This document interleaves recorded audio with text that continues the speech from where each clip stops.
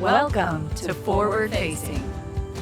I'm Andee Hastings. I'm Mali Shadmehry, We are the founding partners of Hastings Shadmehry Family Law, an Atlanta-based law firm with a deep commitment to our clients, our community, and our team, whom we call the Wolfpack. We are lawyers We are also business owners, partners, bosses, and best friends. Every day we work towards self-growth and mutual development. Our 4 decades of combined experience gives us a distinct perspective on work, business, and how to navigate some of life's toughest situations. We want to pass on what we have learned, introduce you to like-minded guests, and share our philosophies on staying positive and moving forward. Forward Facing is your inspiration to evolve. Hello, and welcome to Forward Facing. I am Mali Shadmehry, I'm Andee Hastings. and today we are joined by the magnificent Jason Flatt. He is an incredible guest. We have wanted you guys to meet him for quite some time. He came into our lives here at the Wolfpack in a moment where we felt hopeless. And as you know from me and Andee, if you followed us for any amount of time, you know that we are strong, we are fierce protectors. And we have the Wolfpack here at Hastings Shadmehry. And what we say is you are safe once you enter these doors. You have entered the wolf's den. We are people that we're not used to feeling vulnerable, me and Andee. And we had a situation, which we're going to talk to all about today, that required that we have a protector come in for us. And that was Jason. He is somebody, when we're talking about being forward-facing and evolving as a human and doing good in this world because it's what's right, he is exemplary of that.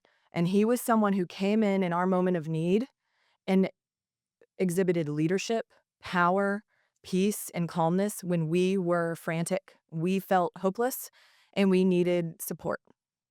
So without further ado, we're going to dive into this. We're going to get to know Jason. We're going to tell you about how he came into the Wolfpack and how we will now forever consider him part of the Wolfpack, and we are lucky to be able to say so. So Jason, thank you for being here today. We've got 2 dogs running around the office. We've got Stormy and Bridget are here in the room with us. So you may see them jump up every now and then. They're obsessed with Jason. He's got an aura about him. He does. And if you hear his phone going off, that is because Jason is the founder of Friends of the Forlorn, which is a pit bull rescue, and it goes beyond pit bulls, which he'll talk about. He specializes in dog rescue. And so his phone goes off all the time because he has trackers, cameras out and about for all the dogs he's currently searching for, and the cameras will go off when they're sensing anything, and he has to keep track of that. So that's that explanation. Might have to jump over the table. He might say, gotta go. To be continued. We might have to take this podcast on the run. Yeah, we'll go with him. But so Jason, talk to us. Tell us about yourself. Where did you grow up? Let's start there. Grew up in New York City, Queens, New York. Can still hear that accent. People tell me it's fading after 20 years. I've been here 20 years, but people tell me it's fading. It's not fading. No? It's awesome. Oh, thank you. Thank you. Depends on who you ask. So we got this New York boy coming here 20 years ago. So tell us about childhood, family. What was it like? It's different. Yeah. It was different. I grew up different. Okay. How so? A lot of ways. It was my brother, my mother, my father, and I, and a pit bull named Calvin. Calvin. Yeah, I was born into a house with a pit bull. Dad was a little rough around the edges. Mom was an angel. Yeah, grew up, wasn't the greatest marriage between my parents, a lot of hostility, and Dad was a little rough. But the dog mattered. Yeah. Everybody in the house got it. Love it. Dog. Yeah. Yeah, I think, the love for animals came from my mother and father. Both, my dog sat at the table. Yeah. Calvin, Yeah, he I sat at love the table. him. Yeah, he lived till he was 18 years old. I was just going to ask that. Yeah, he was 18 What years color old. was he? Black with a white diamond. Oh, And love it. It was like, he wasn't neutered, never went to the vet kind of thing. Just tough guy. Yeah, just an ear infection. Dad was there with witch hazel and, Yeah. Yeah. he ate from the table. And the only thing he didn't eat was onions and Jell-O.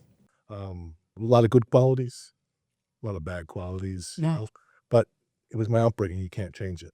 But it molds you into who you need to be. I was just about to go there and ask that is because our experience with you being this calming, powerful, protective force. I'm telling you, Jason rolls up. We're going to tell this story, but he'll roll up in his beautiful van. It's beautiful. He gets out, and as soon as you start talking to him, you can breathe a little easier in your moment of panic. You've lost your baby. You feel hopeless. You think you're going to find them killed on the side of the road. And he gets out of the car. And I'm not kidding you, the entire force field around the group of people we had changed. And so I'm thinking here what you're saying about your childhood and how that probably started to form this aura about you. Do you think there's validity to that? I mean, there's definitely validity. I mean, when you've gone through things and you're used to things and, you've experienced trauma and, everybody experiences trauma in different ways. Right. Certain things just seem minor. Mm-hmm. And like, I know working with the dogs that I work with, if you're going to be excited, you're going to be over emotional and these dogs read you. Mm-hmm. And the calmness have to be calm. And it's like, it's like if you get your adrenaline up, you're spent. You're done. That's such a good point. Even us in court and all these things. Yeah. So what's going to happen is going to happen. How do you keep that? What do you do? What goes on in your head to keep it chill? I've been through it all. Yeah. It's just Same- nature by now. Yeah, it's, and there were times that, when I'm alone, I scream, to break down. Yeah. Yeah. The rescue shit will kill you. Yeah. The rescue shit will kill you. Because I tell people, if you really care, it really hurts. That's right. And That's such a good, that is like, whew, that's Yeah. quite a comment. When you run a rescue, people don't consider you as a person. They don't understand what really goes into it. Like, people think that I just put a trap out Right. and that's the end of it. They have Right. no idea. So, and sometimes it is that. Sometimes you put a trap out and Yep. 4 minutes later, the dog's in the trap. Yep. And, yeah, those are the layups. Mm-hmm. Those are great. But they're far and few between. There are some that you're on walking through the woods in the dead of summer, weeds over your head, you're tracking a dog for 3 weeks. Right. So, there's ups and downs to it. And I just learned that you gotta, as emotional as it is, like, people don't see the sleepless nights. People don't see every time that camera goes off and it wakes you up in the middle of the night and that dog's by the trap, sometimes it's 2-3 hours. Yeah. And the dog doesn't go in the trap or, like, oh my God, is that trap ever going to go off? And it's like, sometimes I think my heartbeat pushes those dogs into the trap finally, it's just your heart pounds out of your chest. Yeah. It's like I get up like fucking Frankenstein. I'm like, Yeah. and it's like, and then it's a raccoon in the trap, or like a couple of weeks back, it was a bear in the trap. That's crazy. Yeah. I mean, crazy. I mean, it's crazy stuff, but it's very rewarding. And, I like doing it. So, Jason, you use traps as sort of stock in trade in what you do when you're rescuing dogs. Most of us don't know what that means. So, are there different kinds? What do they look like? There are a bunch of different types of traps, and depending on the situation, the easiest thing to do is set what we call a box trap. Basically, it has a door. Door is controlled by a foot plate. You put food leading up to it, lure the dog into the food in the back. It steps on the plate. That triggers the door.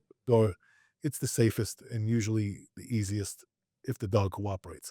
Some dogs won't go into small spaces. So, and some dogs have been trapped before, and,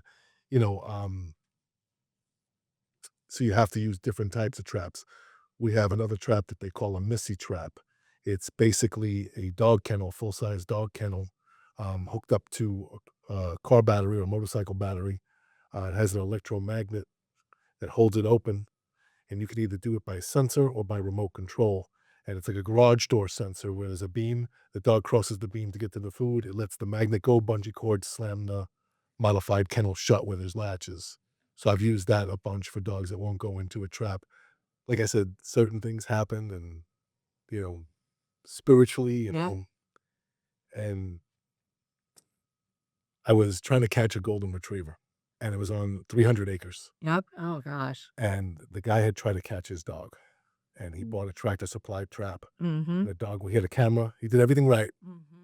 And the dog went in the trap, and the trap misfired, and it closed on the dog's back, and the dog got out and took off, but it came back to the spot. So he's feeding it, and but it wouldn't go in the trap. So I told him the dog is trap shy, and the trap's a little bit too small for that dog. The bigger the trap, the better for me.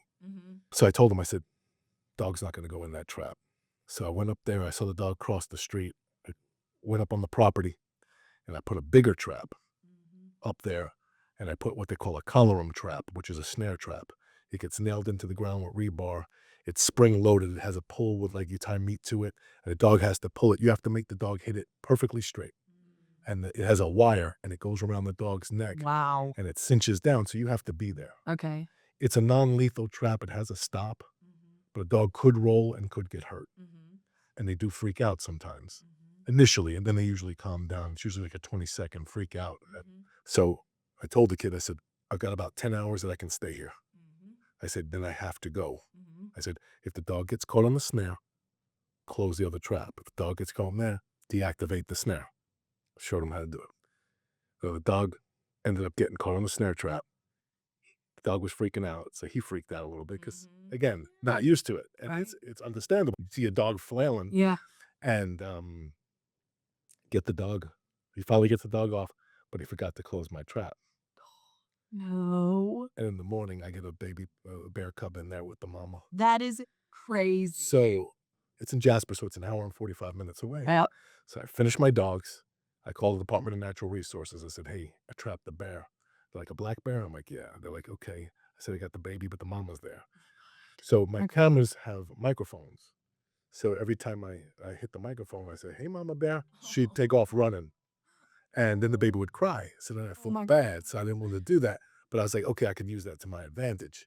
And I drive the hour, 45 minutes, and I'm watching the whole time I'm going because they keep setting off the camera. So I'm watching it the whole way as I'm driving.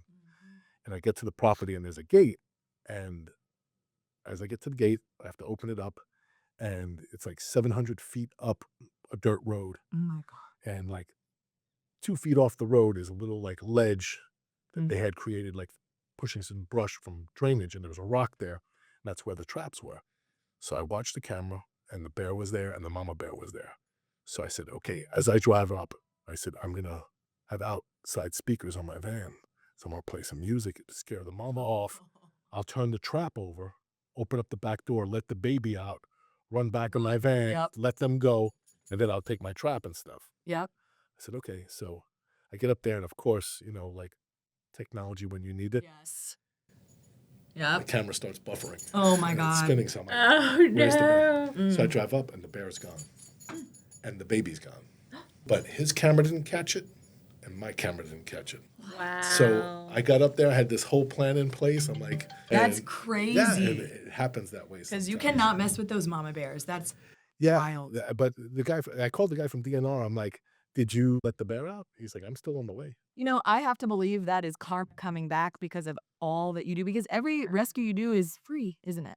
I don't charge people, you know, and people don't, like we talked about, people don't realize what goes into it. Right. You know, the travel, the time, the food, the cameras. The emotional expenditure of being the leader and the supporter. It's good to work alone, Yeah. but it takes its toll on you. It does. So you get your ass kicked in a number of ways, Yeah. financially, Mhm. emotionally, physically. I give Jason a hard time because he wears Crocs. It's not Crocs, it's a different brand that you wear in the woods. But they look like Crocs. I remember you got out of They're your car like, canes. dude, how are we going to hunt the woods with you and your Crocs? And he's like, just follow me, little girl. We did. And we'll tell you that story.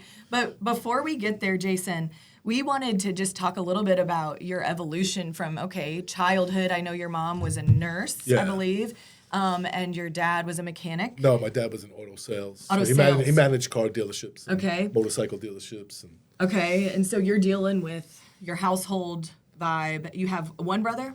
I had one brother. Had a brother? Yeah, I have a half sister, but she came later. Okay. So what happens kind of after childhood with you, your brother, and your path? I want to get to where you got now. So I was always in trouble in school. Just I was going to ask you that. Yeah, I was just like where we grew up. It was just different. Like I wouldn't change it Yeah. now that I've gone through it. Yeah. But my brother was really intelligent, really quiet, never really in trouble Yep. unless I got him into trouble. But you know, he was honor roll, this, that. It wasn't that I didn't do well in school. I just didn't do school. So, yeah, I never finished high school. Okay.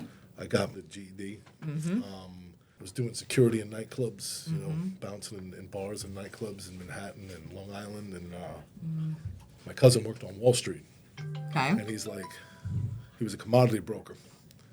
And he says, why don't you come work for me?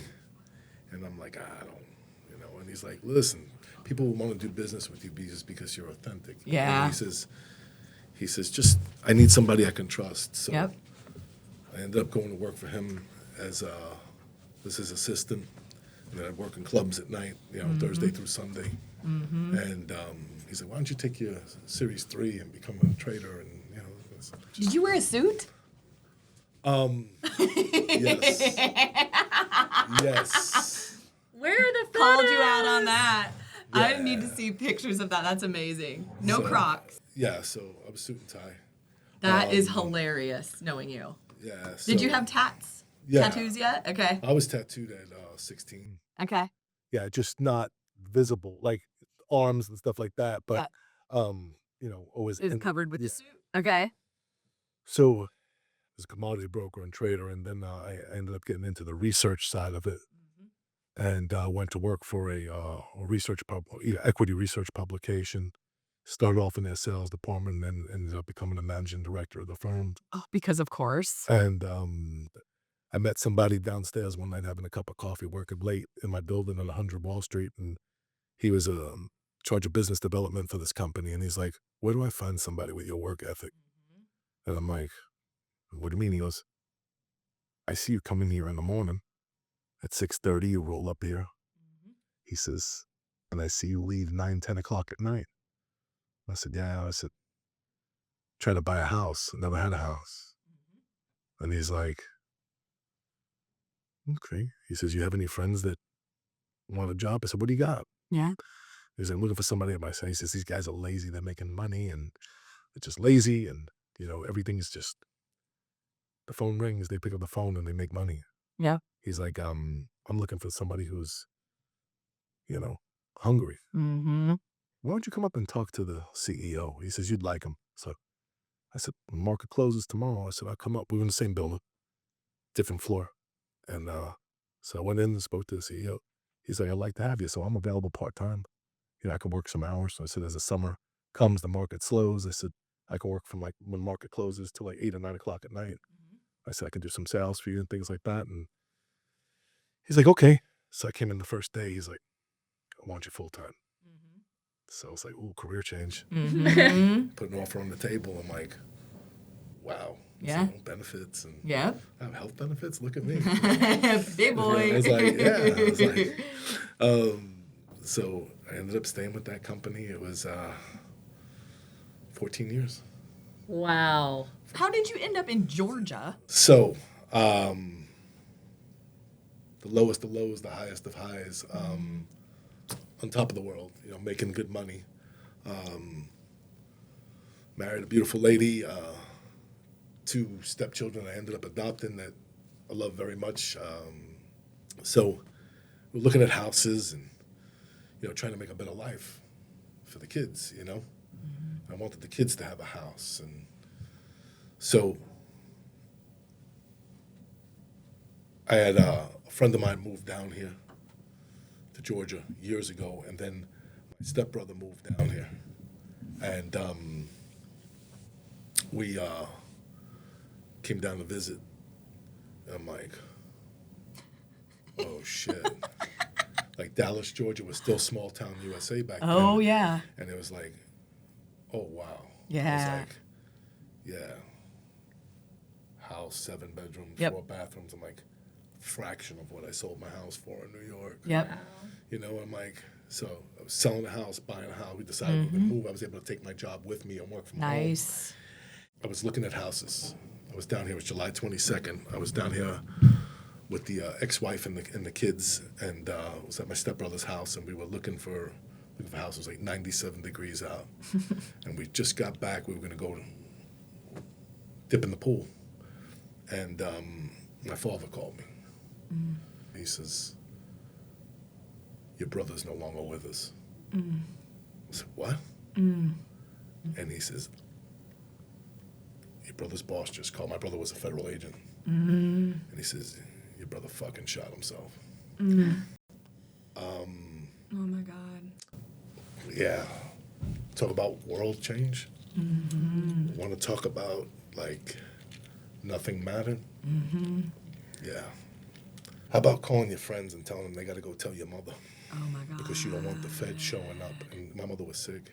My mother had a bad heart. And I didn't want strangers showing up in black suits telling my mother what happened. God. So the world as I knew it changed. It was different, you know? And, like, I tell people, if you knew where something came from and you knew what somebody's gone through, you wouldn't question it and you wouldn't fuck with them, you know? So now I was in the process of selling my house in New York, buying a house in Georgia. Had a deal. Now it was like, now I got to bring my mother with me, Okay. Yeah. you know? Yeah. Can't leave her here, you know? So you're going through this gut-wrenching, just pain. Your world is flipped upside down. You just moved to Georgia. You get back to work, and what happens next? I went right back to work, and then, like, we moved down here. My brother died July 22nd. I closed on my house October 1st. So I moved down here. Now I'm in this house, 7 bedrooms, 4 bathrooms by myself. Wife and kids are still in New York finishing out the school year. So doing things around the house, tiling, painting, you know, putting a pool in, and then, like, I'm all alone. So now I never knew what depression was. Yep. I never knew, like people say, oh, I'm depressed, I couldn't move. Until it hits you. Like, I found myself curled up in a ball underneath my desk. Like, every time my phone rang, it was money, you know?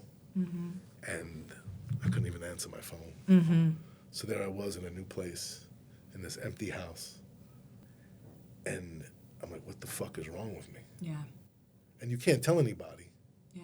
Because that wasn't acceptable. And you're not used to that. Like, anytime I cried in front of my father, it was like, I'm going to give you a reason to cry. Yeah, you know? So, it's baked into you that you have to and how, internalize it. when you're sitting there and you're supposed to be the rock, Yep. and you're cracking, Yeah. and you're holding everybody else up, Yep. and nobody sees you sinking. Right. Nobody sees it.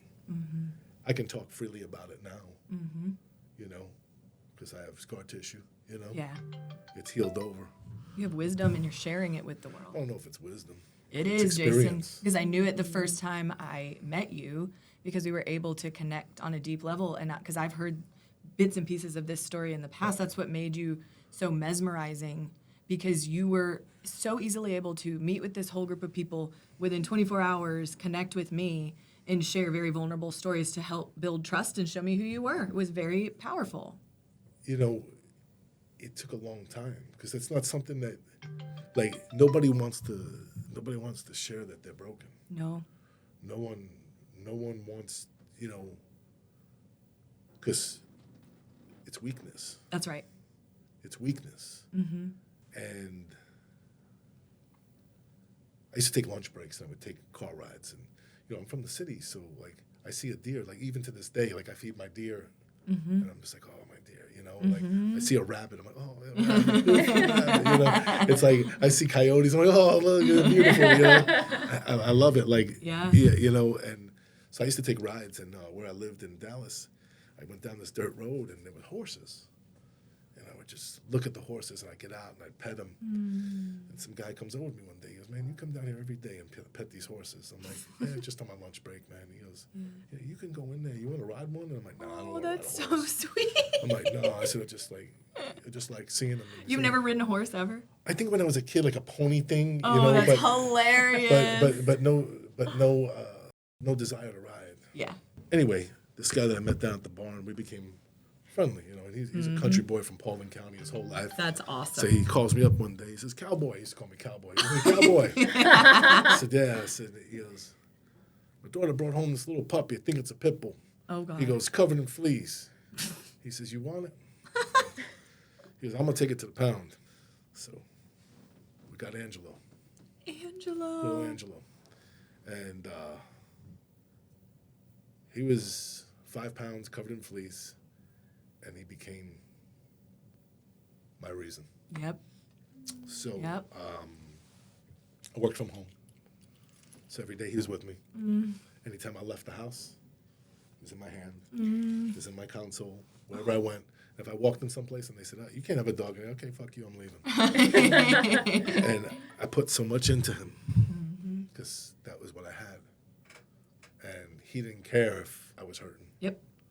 He just wanted to love and wanted to be. And I promised him, I said, I'll pay it forward. I'll go get you a friend. So I made the mistake of walking into DeKalb County Animal Control back in the day when they didn't adopt out pit bulls. And he's like, they're getting euthanized tomorrow. Oh, my God. And I'm like, no. I'm like, are you serious? I said, well, I want to adopt them. And they're like, you can't. You have to go through a licensed rescue. Wow. So they're like, call Lifeline, because they pulled a lot from DeKalb back then. So I called them, and they're like, well, we can't pull a dog for you, but we have a lot of dogs that we've rescued. And this girl, Debbie, came out, and she's like, wow, your dog is amazing. And I'm like, yeah. And she's like, holy shit. She's like, this is wonderful. She's like, I have a dog for you. And then she's like, all right. So I adopted a female pit, about a year and a half old. And then they were like, would you be interested in fostering? And I'm like, yeah. So then they started giving me the dangerous dogs, the dogs that, Oh, wow. I'm like, yeah, that's I'll take them. And the more fucked up the dog was, the more I wanted it. Yeah. Because that was my way of healing. So And then you're seeing these dogs like that everybody's thrown out to the wolves and well, they're suffering. I know what it's like to be thrown away. So the more I rescued, the better I felt. And I was like, I want to do more. I want to start a pit bull rescue. And it's easy to post something on Facebook and go, I stand with this or I stand with that. No, you don't. You're sitting on your ass fucking behind a keyboard and you're typing that you stand with something. Right. No, you're not. It's perception. But what are you actually doing? So I try to do. And sometimes I do too much. You hold yourself accountable for your beliefs. Commitment, integrity. Oh, I love that. 2 things. I love Gotta put 'em that. together. That definitely embodies you. So we're talking about you're wanting to start a dog rescue. You're talking to all these connections. They all tell me don't do it, then I'm going to fail miserably. Okay. And you know what? Every pit bull rescue that was around when I started was gone. Everyone that pops up ends up going away. It's not easy. Okay. So you got to understand something. You know, everybody wants you to rescue the dogs that nobody else will rescue. But those become the dogs that nobody's going to adopt. So, you know, people say, oh, rescues handpick. Well, if they don't, you have to have adoptable dogs, because if you don't, you have a losing business model. My business model is horrible. I lose money on every fucking dog I take in. Yeah. Very rare that I break even on a dog. Yeah. You know, adoption fee is $300. Yeah. It's $300 to vaccinate Right. and spay, neuter, microchip, feed, Oh. prevention. You know, Yep. easy. But I didn't rescue with my pocket. I rescued with my heart. I started rescuing out of my own pocket. Okay. And, you know, and I would go to the pound and I would adopt a dog. I'd find the sickest dog in the world, you know, like one with green snot dripping down his nose. I was like, oh, look at that fucker. I need him. Oh, you know? welcome to And I the was like, club. So I took Scrappy. that dog. His name was Apollo. My friend Brandy, who I met after she adopted him. She lives in Texas now. She has one of my dogs now, but Apollo went on to being a canine good citizen, a certified therapy dog. He was an agility champion. He competed in the Purina Amazing Dog Challenge. Wow. Yeah, he placed in that. I mean, he ended up being an amazing dog. She ended up adopting 3 dogs from me. But just that was like the first dog that I legitimately rescued in Poway Right. County.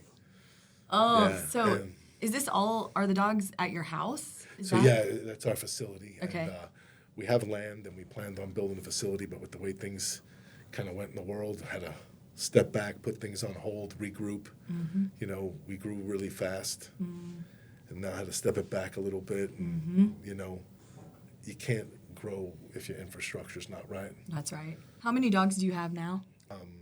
About 30 at our facility, and probably 60 in the rescue. We had to slow down a little bit. So, and then you also then at some point branched out into search and rescue. Yeah. So how did that happen? It's just, you know, dogs go missing, and I have a decent knowledge. You got to understand something. I'm around dogs all the time. So instead of just, you know, being around them, I learn from them. They're the best teachers. So you learn, if you allow yourself, you'll learn a lot about dog behavior. Yeah. And if you don't talk so much and you listen to the dogs, they'll tell you things. And they'll show you what you need to know. Yep. And, you know, everybody wants to correct things. And maybe you can't correct it. You have to work around it. You have to manage it.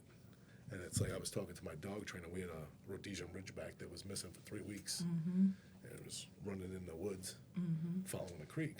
And where the dog was on the far side of a creek. And the dog had been trapped previously. Wasn't going near a standard box trap. Wouldn't go near it. I set one up with camera, with food, nothing. So I started setting up feeding stations, what we call feeding stations. Food, cameras. Had the dog coming to him. So over the course of 3 weeks, I had like 4 feeding stations set up. And then I had a snare trap over here. But if I caught the dog on this side of the creek, it was a 2-mile trek with that dog, who's skittish to begin with, who's been out. And it was rough terrain. So I'm like, I need to lure this dog over to the other side. And I'm walking, have my big boots on. I have this full suit on, sprayed with off because it was summertime. It was 90, and like you could wring my underwear out. Like, I was just drenched. Yeah. And like I smell like off. And Yeah. I have a fishing hat on. I have glasses on. I mean, everything's, you know. And I'm walking down this creek and I come across this farm and there's a bridge. I walk up and I see this cow. I cross this big wooden bridge. I'm like, I can trap the dog over here because there's a road and there's access. I can drive up. If I get her on the snare, I can just, because trying to drag a dog on the snare, like 2 miles through the woods is uphill and across a creek is ridiculous. So I had to work smart. Yeah. And I had to draw this dog over. So I walk up to this cow. And she comes walking over me with these big, beautiful eyes. And this chicken comes, well, I have a video of it. And I'll show it to you. Oh my God. And the cow comes over to me. So I look at the cow. I say, hey. And the cow looks at me. And I said, you're very pretty. You're a pretty cow. I said, she starts licking my hand. I said, oh, you're like a little puppy. You're kissing me? I said, I'll kiss you too. I give her a kiss. Then this chicken comes walking up. Oh my God. And I'm like, hey. I said, everybody's coming to say hello. So I look at the cow. And maybe it was too hot. Maybe I was going through a little something. I said, have you seen Zizi? And the cow goes like this to me. What? I said, you have? Oh. And she goes like this. And I'll show you the video. I shit you not. Oh my God. I said, where is she? And she looks to the left. Set my trap where she looked. I caught the dog the next day. Oh my God. Well, Andee, I was wondering if you could, I want to push us into our kind of closing remarks and thoughts, and everything we've talked about with Jason brings to light feelings of resilience and patience and being in touch with vulnerability and using it as a way to create growth or create something, to alchemize the pain and bring it into something more beautiful. And can you explain, you lost your dog Stella up in the mountains in Blue Ridge. This was over the summer. It was in July, so I feel like poor Jason is always out there when it's 150 degrees. Yeah.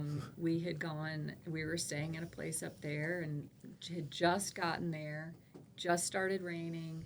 We let the dogs out into this fenced area, we thought, but somebody had left a door open and we didn't see it. Anyway, so she just went toddling out. We could picture it and realize that. And so already, like, our hearts just stopped. That's one of our just biggest nightmares. And, you know, she's not Lassie. And I remember about a day or so into this, you're, of course, telling me, and it was like frantic and more frantic by the minute. And that's when I'm like, I'm coming up there. Yep. And slowly but surely, the whole firm, the whole Hastings Shadmehry firm, the Wolfpack comes up. That was crazy. Yeah. I have never seen a group of people come together like that like, I do this a lot, but I've never seen that. That impressed me. It was like the kitchen was headquarters. Yeah. There was rations. Yes. There was a computer. There was this. There was was that. tape Signs. signs. Yeah. I mean, the signage was like, you guys had the professional signs. Yeah. You had people going door to door. Yeah. I was like, these people, like, they want their dog back. I got to help them. Yeah. You guys, like, had that. There were shifts of people rolling in. We did, night and day. And did. Yeah. only, like, I got tagged like 3,000 times. Well, and that was before, when I reached out to you, I remember this clear as day. I know where I was sitting. I know what I was wearing. I was upstairs in this house, and I messaged Jason through Facebook because I've followed you. I followed Friends of the Floor forever, and I was like, and I knew you were doing rescue, tracking, and I was like, I'm just gonna send him. And somebody you knew had told you should use reach him out too. to Yeah. Jason Flatt, and I was Oh, is like, that when I helped bring back Petey? Yes. Yeah. My friend just Rachel. too- Hey, Rachel. He's like famous. He doesn't have time for me. Yeah. It was 11:29 at night, and I messaged him through Facebook, and I was just like, you know what? It can't hurt. You don't get what you don't ask for. He wrote me right back. I mean to tell you, I felt like I had won the lottery. It was so amazing, and just immediately launched into action mode. And then, of course, I guess you were getting tagged because then everybody was, because we're posting like crazy. I was joining all these groups and posting. And Laura Shaw from Angels Among Us, she's the one that helped me do the signs and was Oh, yeah, I remember. Great job on yeah. And signs. so then Jason came on board, and I was like, I cannot believe I'm getting the help of, and came up there and immediately just took care of our spirits, I think, more than anything else, because we were doing all the things. We had so many people, And the Wolfpack helping. We were putting out signs. It's hard when nothing's We coming weren't getting from it. sightings. Yes. But Right. people get so down and they get, they talk about emotionally drained. Mm-hmm. And that's what happened with Ned. It was like emotionally drained. Yeah. And it'll paralyze you. Right. So you got to come in and you got to be positive. But when it's your own, Right. it's a different story. Absolutely. Right. It's a different story. When it's your Right. own, it's like, doctors or nurses, they can't work on their own kids. Right. They can't see their own kids, hurt. That's right. And so, you only think the bad things.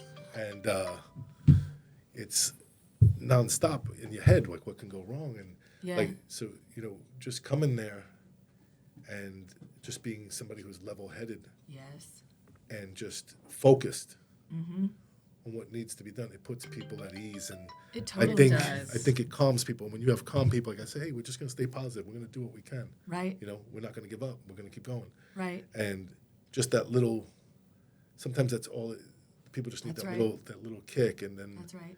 It's inspiring. It is. It breathes life into you. but you got to stay positive. Okay. Like until there's a reason not to be. What was it, 10 days or something? It was 9 5. days? 5 days. Yeah. And for the record, Yeah. she came back. Yeah. We got Stella back. We did. And We she's had happy a- and healthy. Sometimes we get lucky. Okay. I have a couple more questions for you. Yeah.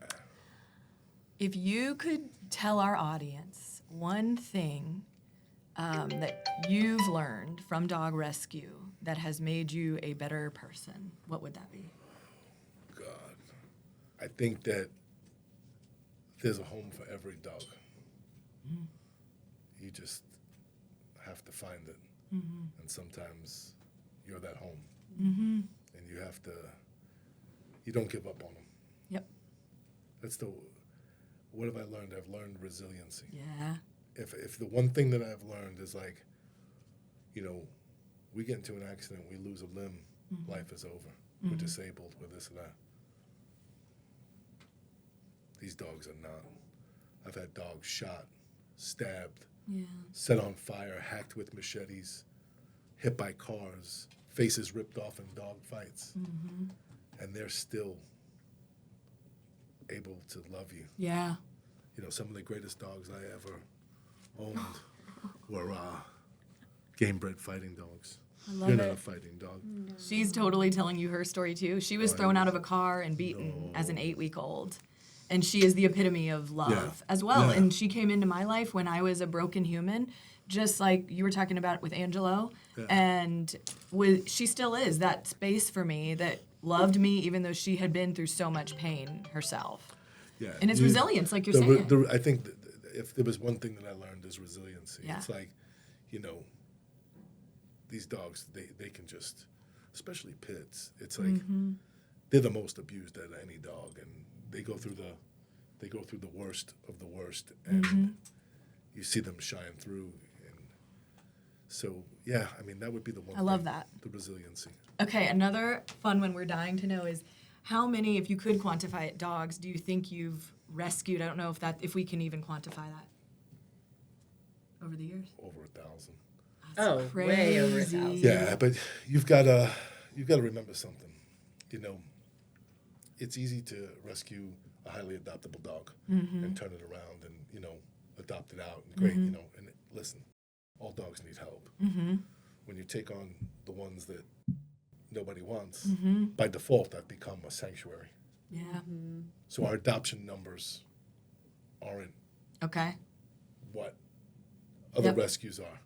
Yep. And so we don't adopt out as many as we would Yep. like. Like I said, there's a home for every dog sometimes. Yep. Yeah, so we've become a sanctuary. What about how many search and rescues do you think how many have you accomplished?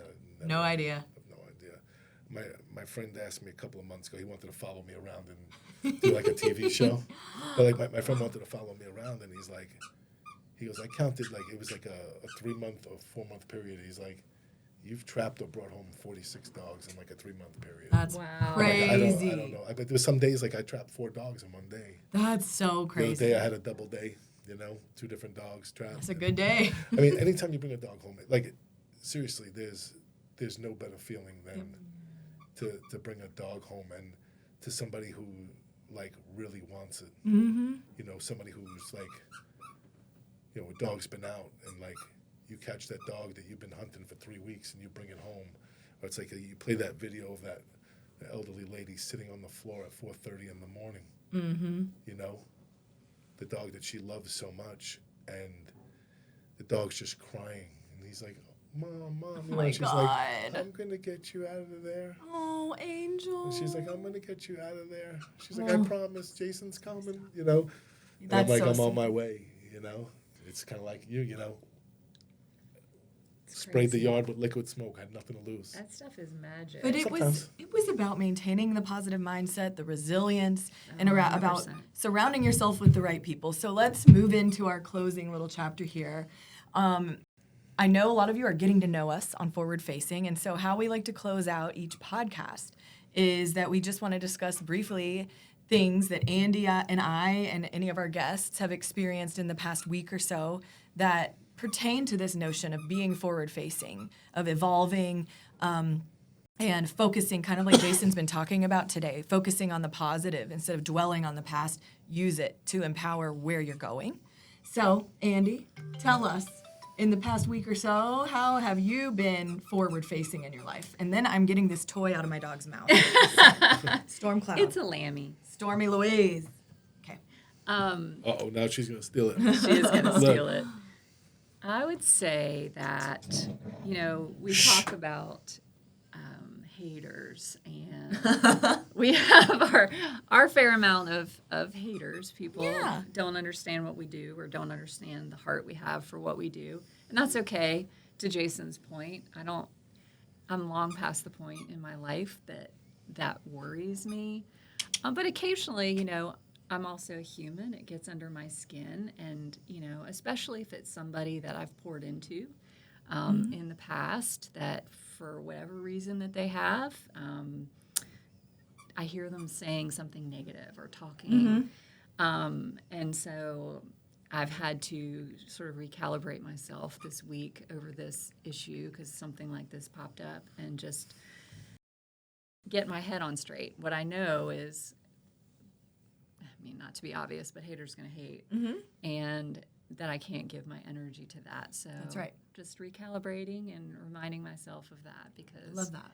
that's always going to be here in anything that we do. That's such a good point. And you can't, again, if you give your energy in the world, in your life, to the negative things, all it does is perpetuate the negative energy around you, and your life is going to be, you're going to be revolving around the negativity. So I love Absolutely. that. You can put out that fire by not giving it air and just keep continuing to move forward at your pace.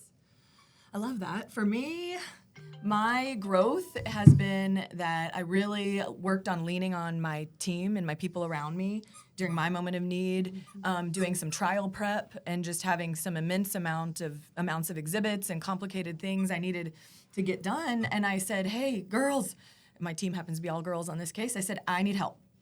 I'm freezing when I get to this part in my prep. I need my people around me. I need you to come in my office with me. Let's dress comfy and drink coffee and just sit in here until this is done because we are frozen. It was like Ned on the phone with you, Jason. Like, I'm paralyzed. I'm at this place. I know very different scenarios, but I was. And I know that about me practicing over 10 years now or somewhere around there. I get like that leading up to a trial, especially a big one with a lot on the table. This case means everything to me. And so they did that. My girls came in there with me, Kayla and Madison, and we knocked it out like champions. And we reviewed the evidence out loud together, allowing me to think through things. And, oh, we could go at it this way. I can cross-examine this person this way if we can find this in this stack of evidence. So you go hunt for this. See if the wife has said anything like this so we can use it to cross-examine her. Just really good work. And to be honest, Andy's knows, at the beginning of that day, I literally felt like I can't do my job. I can't do this. I cannot do this. But it was do or die time. It had to happen because I'm too busy in other days to get this huge chunk of prep done. And when I left that day, I felt so refreshed and thankful that I have a great team around me and a great partner that I could voice like, hey, I'm frozen here. Let me voice that, Jason. It's like we've talked about, like knowing your vulnerabilities when you're not used to asking for help or crying out when you need it. That's been a really long road for me to learn too, and learning who to trust when I need that, the people around me. Just like Jason, when you come in to help us rescue Stella, feeling helpless, it was like just who you have in the room in those moments matters. So that was my growth in the past week, just becoming more comfortable sharing that with people, and people want to help you when you have the right people. That's true. They're not kind of like what we've talked about, like the people that are just going to pat you on the back. They're going to walk the walk with you. So that's a big one for me. So what about you, Jason? Any ways you've grown, evolved, forward-facing in the past week? I've regressed. Your whole life's been one movement to the next, one journey to the next. No, I just, like you talked about, you don't focus on the negativity because the only thing that does is take you off of your game. And like, I'm in a thinking game. I'm out here trapping these dogs. It's a constant. What do I need to do? How do I lure this dog? What do I, And if I sit there and focus on the negativity, you're off your game. It's exactly, you turn into another version of yourself. Right. And you're not going to accomplish what you need to accomplish. It's true. So it's like accomplish what you need to accomplish, get it done, then move on. And then if you need to lose your shit, but get back to the game because I trap that dog and I bring it back to the owner. It's over for them. I'm on to the next one or two or three or four. Yeah. We saw that happen with Stella. Yeah, it's on. Yeah.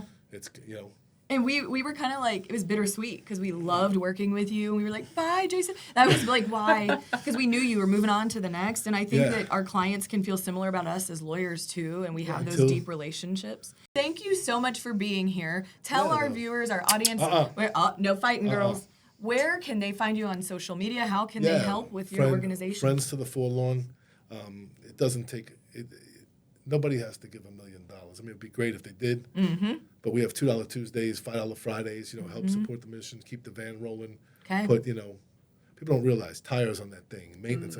Like I just had the 80,000 mile maintenance on it. Yep. $1,400. Yep. And you are all over this. I'm all over it. For sure. We know how that is. Yes, so guys, definitely go find Jason on Facebook and Friends to the Forlorn. Are you on Instagram as well? Yeah, Facebook, FTTF Insta? Pitbull on Instagram, Friends to the Forlorn on Facebook, website's easy, savingpitbulls.org. Okay. Well, please find him. Hopefully we'll have him back again someday with more stories. Definitely be sure to follow us at Forward Facing on Facebook, Instagram, TikTok. We've got some more fun stuff coming your way soon. Thank you for joining us at Forward Facing, where we are your inspiration to evolve. Thank you, and we'll see you next time. See you next time. If you enjoyed this podcast, please like, subscribe, and share. We would love to hear your thoughts. Leave us a comment or email us at podcast@hsfamilylaw.com. And be sure to come find us on Facebook, Instagram, TikTok, and at our website, forwardfacing.com. Forward Facing is a production of Hastings Shadmehry Family Law and 1066 Productions. It is produced and edited by Ned Hastings.